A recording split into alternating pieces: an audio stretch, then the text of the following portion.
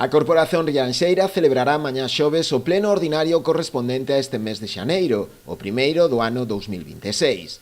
Na orde do día figuran puntos importantes, como é o caso de varios convenios con medio rural, para darlle continuidade á xestión de franxas secundarias, ou con portos, para regularizar unha serie de situacións que se dan na fachada marítima.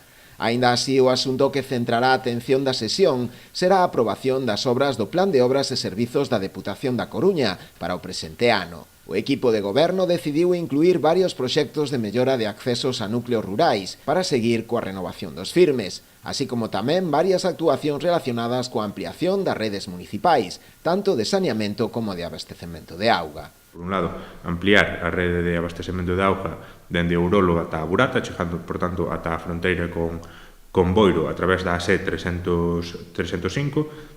Teremos desta maneira a rede principal aí e a partir de aí poderemos ir ampliando tamén cada distintas aldeas situadas a un lado e ao outro da estrada e, por outro lado, un proxecto ca mesma orientación, ampliar a rede de abastecemento de auga a través das ASE 305, pero neste caso, dende Pousada ata a Capela na parroquia do Araño, non? Cubriríamos toda a recta da ASE 305 nesta parroquia, tendo, por tanto, tamén a línea principal e a partir de aí poder ir sacando ramales para as distintas aldeas, non?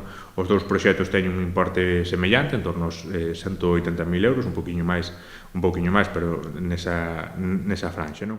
Por outra banda, o goberno rianxeiro decidiu tamén dentro do POS, pero na súa fase adicional, darlle continuidade á renovación do paseo marítimo na súa segunda fase, dende a praia do Pazo ata o Castelo da Lúa. No último pleno que tuvamos no ano 2025, aprobamos a renovación do firme do paseo marítimo de Rianxo entre Rinlo e a praia do Paso. Agora o que incluímos é dende a praia do Paso ata o Castelo da Lúa, non? Ese tramo tamén de cambiar o firme, un firme a día de hoxe que está feito de lousas de pedra que se levantan, que resultan incluso perigosas ahora en días como os de hoxe cando están molladas. Bueno, cambiaremos ese firme por un firme como está xa no primeiro tramo do paseo, moito máis seguro, moito máis cómodo e moito máis doado de manter, non?